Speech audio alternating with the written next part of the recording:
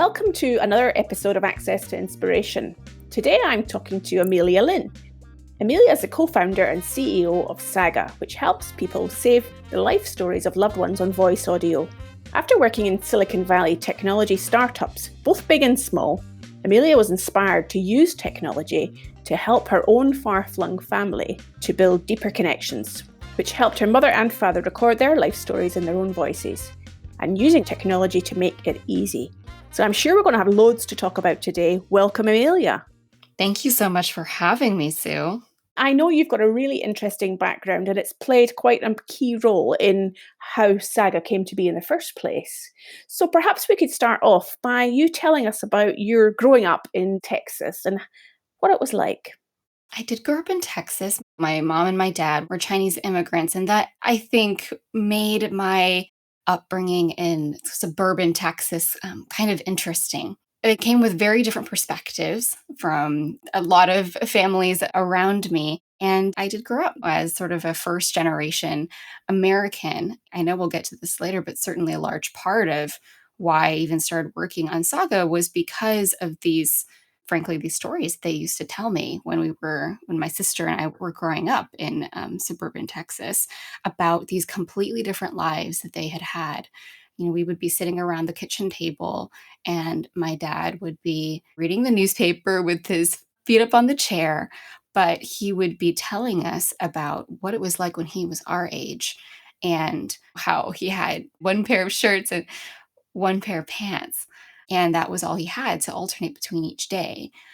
It was just such a huge part of why we grew up thinking about the world in a different way and just really appreciating, I think being grateful for how much we really had compared to them when they were our age. What were some of those stories that your parents shared with you about their reality of growing up? Education was a huge, huge part of our upbringing, and it was very much influenced by my own parents' experience. Having lived through the Chinese Cultural Revolution, my mother and father were both children in families that were heavily impacted by the revolution. And in particular, they lost out on schooling at an early age. So, for example, my dad, his formal schooling actually ended when he was age 12.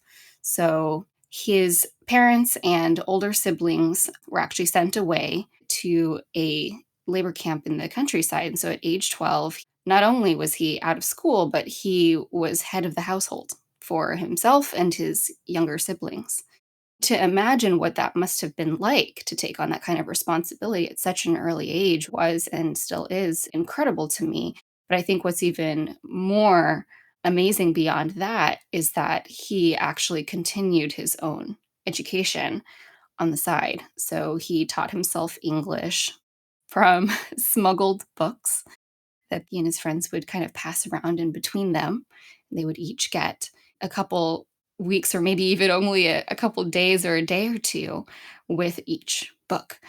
And he taught himself math eventually from reading math textbooks while he was cooking rice for dinner for the family. He would teach himself to multitask. So the fact that my parents missed out on their own educations as children was a huge, huge factor in why they were so passionate about education and reading in our own upbringings. They were very lucky. Both of them eventually were able to return to college, but it was when they were much older. When they opened the colleges back up, there were very few spots relative to how many people wanted to apply for them because there had been all these generations that had missed out on schooling and they were all backed up. Everybody was applying for the same slots. And I remember my dad telling me that the test proctor came in and said, I just want to set expectations. It's going to be 1 out of 100 of you in this room who will get into a school, any school, 1 out of 100 of you. And that first year was the hardest to get back to school, and my mom and dad both got in part because of the self-teaching that they had continued on the side for so many years. And they went on to become international students, came here to the US, and they would be the first to tell you that they credit everything that they have been able to gain in life to education. It's what opened the doors for them. Well, it sounds like it was such a challenging way that they had to learn and then get that opportunity eventually to then continue their studies. No wonder it was such an important thing in your household. Give us an example of how that sort of manifested itself on a day to day basis. How did reading and education show up in your life that perhaps would be somewhat different to other people? One big thing for us was reading was everywhere in our house. Reading and books were a huge, huge part of our upbringing. And in fact, in one of the recordings I ended up making with my dad, he expressed it, I think, so vividly. He said, when I was growing up, books were my escape. My daily life was incredibly difficult, but with a book, I could go anywhere. I could see the rest of the world. And anywhere that you stood in our house growing up, it didn't matter what spot in the house you were standing, there was always at least one pile of books that you could see. Our bookshelves were just overflowing. We had stacks of books on the floors, on the windowsills, and corners, on the floor. Even today, if you go home to our house, there are just piles and piles of books everywhere. And for our birthdays, they would take us to the discount bookstore and we would be given maybe $10 to buy as many 25-cent and 50-cent books as we wanted. And that was the gift, which we thought was fantastic. Another big thing that we used to do, especially around reading, was trips to the library.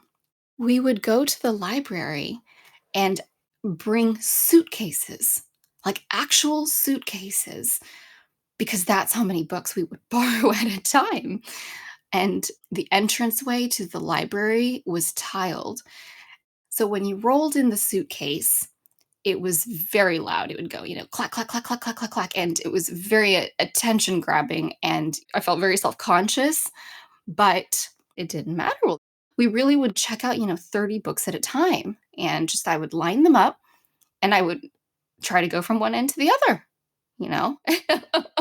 And that's how I would work through my books, and then when we got through the books, we'd go back to the library. There was such an insatiable appetite there for reading and learning. I know that it did then stand you in good stead when it came to sitting exams.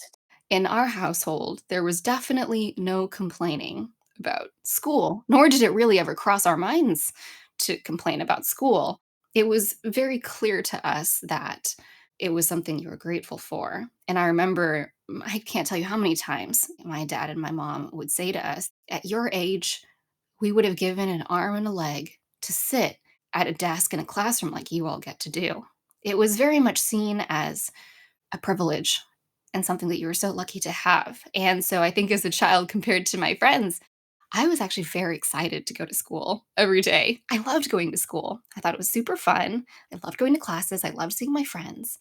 And I was sad when school ended.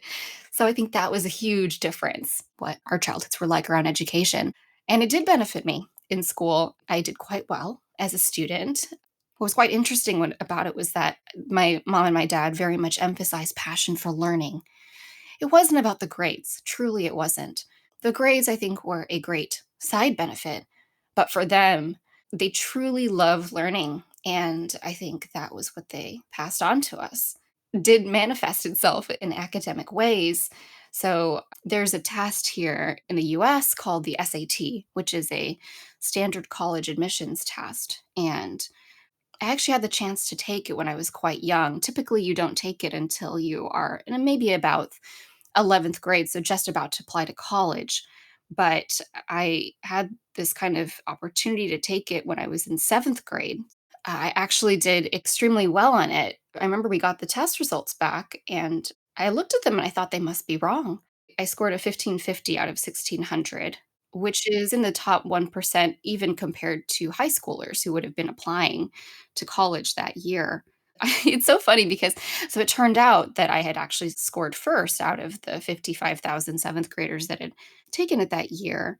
I remember when I got the score back, my first reaction and my reaction for a long time was, well, they must have made the test very easy this year. I suppose everybody did well.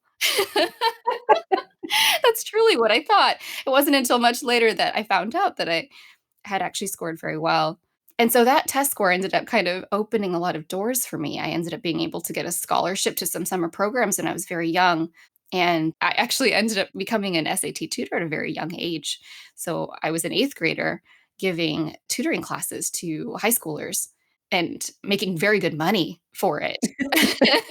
Especially as a kid, a couple dollars. I think that might have been my first real business. So yes, I put up ads and I taught classes out of my dad's office at home. I understand you went on to Harvard to study physics.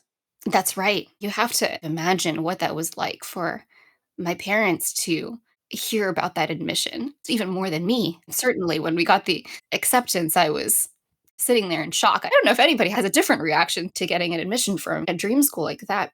Certainly, my parents were in tears.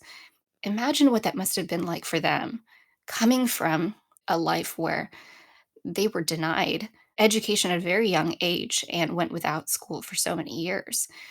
That was an absolute dream for them. I'm sure they must have been so proud of your achievement, knowing that they had a hand in helping you to develop that love for education and learning.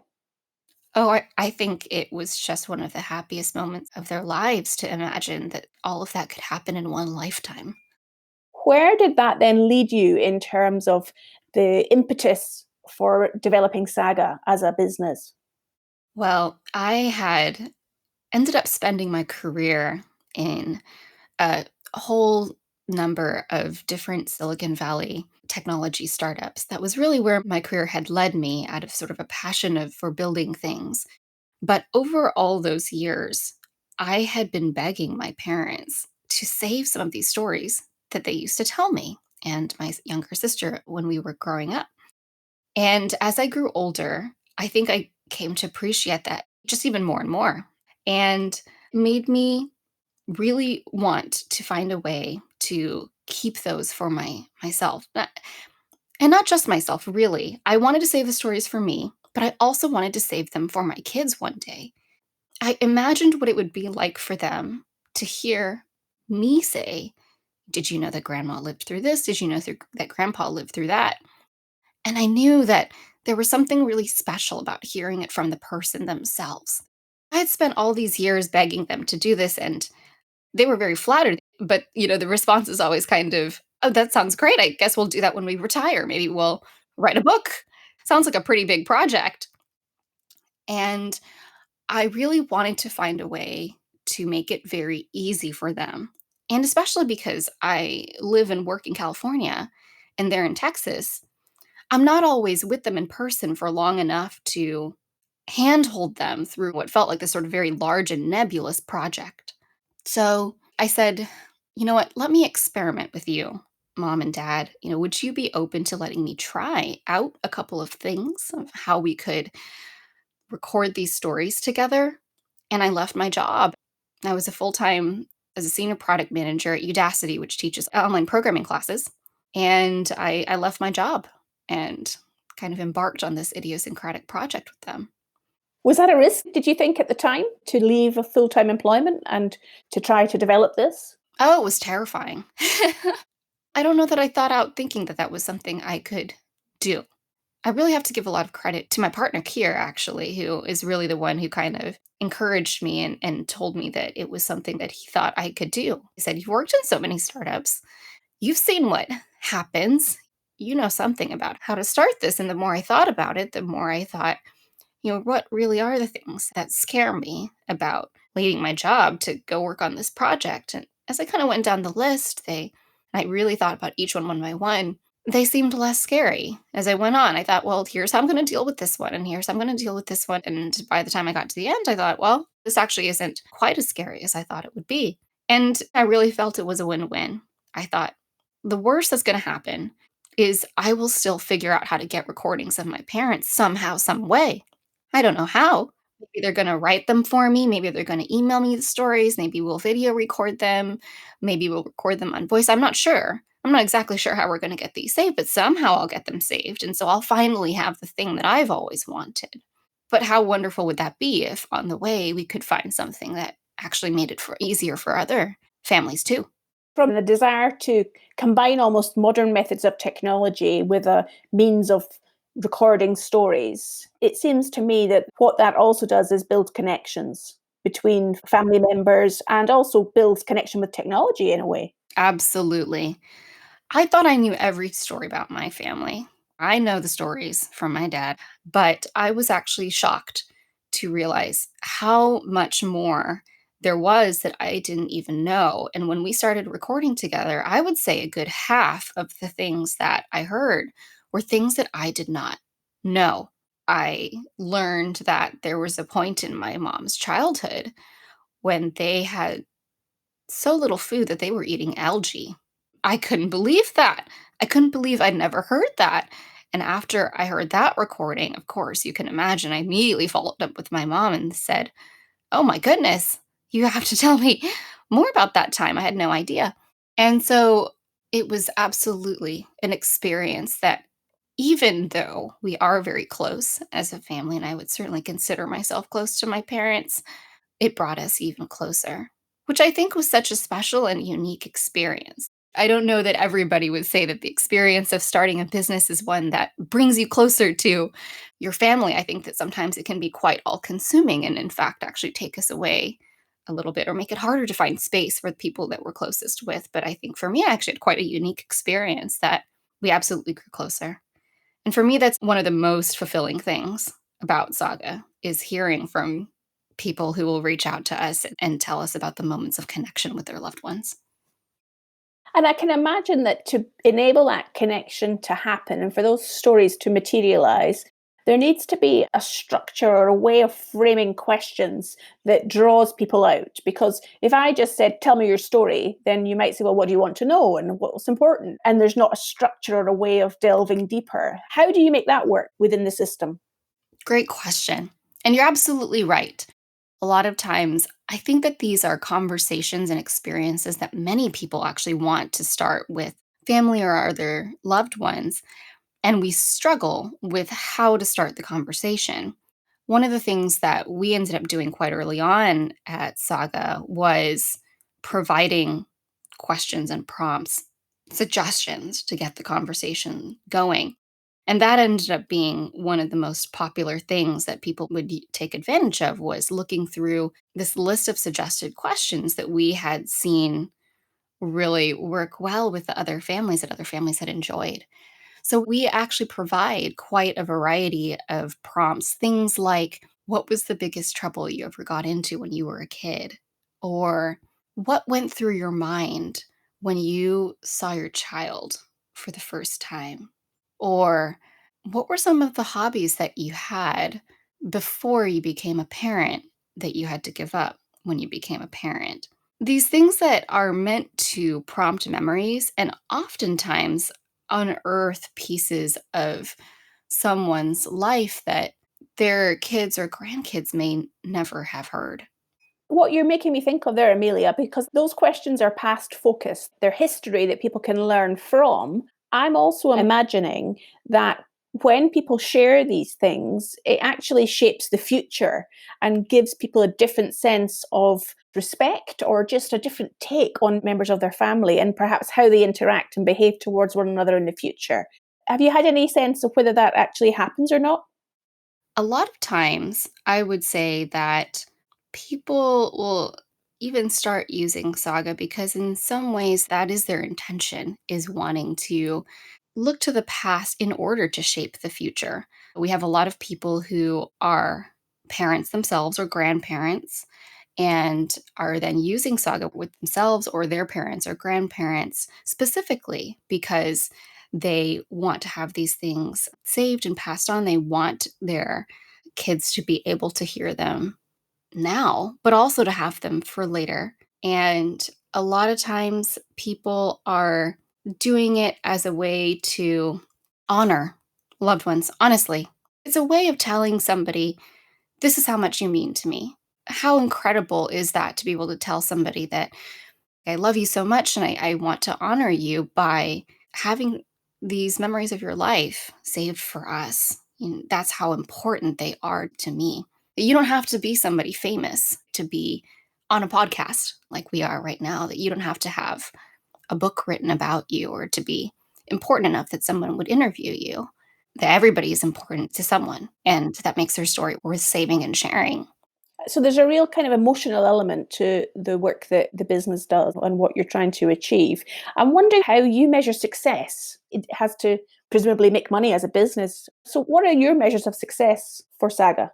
We've been extraordinarily fortunate in that about a year or so after we'd been running the business and we'd had customers and come in, and we actually attracted outside investment. There were people who really believed in our mission and the potential of the business as well, and wanted to come and support the next stage of growth for us. And so for us, looking ahead as to what is going to be the next thing, we are launching our first mobile application, and we're very, very excited about that. That's a big step that we've been waiting for. In fact, I know that it's the one that you and I have been talking about, is more ways to make the recordings easier and to make it easier just to save and share with your family. So that's a big milestone for us. But even bigger than that, really, is our vision of who we want to be able to use Saga. And I think the answer is, for us, it's every family. When I started the business, I remember looking into what services existed already for capturing and saving this, almost like a life interview with a loved one. And there are services, and they're quite expensive. You can actually hire somebody to come and bring professional video and audio equipment to your house and interview a loved one, but the median price is about $10,000. It's very much out of the reach for most average people. We suspected there would be many more people who would want to be able to save stories of loved ones. And so that's the dream for us. We want to give Saga to as many families as possible. I just know that when people use it, there will be a day in the future when they are so happy that they did. That's what I really look forward to. It seems to me, Amelia, that you're actually kind of changing the way that families communicate with one another through, if you look at it at a bigger mission sense. Absolutely. There is probably about half of the things that my mom and my dad recorded were things that I never knew about them. And that's actually pretty consistent with what we hear from our customers, is even when they're very close to family, they're really surprised by how much more they're learning about their loved ones. I definitely think for us that the mission is to help people build deeper connections with the people you care about most, regardless of how you're separated by distance or by time or age. I'm really picking up three things that might summarize our conversation. One is determination, the other is drive, and the third is direction. And my sense that the experience of education that helped you shape where you went with your life and its direction has really been a core foundation of what you're doing now with Saga. I think that's absolutely true. For me, I think it's very personal and very poignant that this is really a business in many ways that I started for my own parents because it was something I wanted to exist for them. And so it's absolutely just meant the world to me to see it grow and attract investment support, and to see people come and sign up and tell us about the impact on their own families. And it makes me really happy that it's something I could do for them. Speaking of COVID-19, one of the things that I'm also really excited for us to be able to do is we are going to be extending a year's worth of free access to Saga to any family that is signing up during this time. So we're actually not going to be charging as we normally do. We're really hoping that it may help some families who are looking to stay connected during this time, especially with older loved ones who may be further away. Well, that sounds like a brilliant offer, and I'm sure we'll put the links to the site in the show notes from this podcast, Amelia. It's been a real education to spend the last few minutes having a conversation with you and learning about your life story. So thank you so much for being with us. It's been fantastic to talk to you. Thank you for having me. How fascinating it was to discover that Amelia's business, Saga, was in part created out of frustration due to a problem she had which she could not solve, and how that technology is now helping to create deeper connections in families. I've used Saga myself to record some of my expedition stories from the Arctic and the Antarctic, so I do hope you take advantage of their offer of a year's worth of free access to Saga during this COVID-19 crisis. The website is www.trysaga.com. If you enjoyed this podcast, please take a moment to leave us a review on Apple Podcasts or whatever platform you are using, or tell your friends about us so that we can continue to reach more listeners. That's all from me, Sue Stockdale. Next week, I will be speaking to eco-explorer Marlena Moreno and environmental consultant Shannon Rivera about why collaboration is vital in the world of conservation. I hope you will join us then.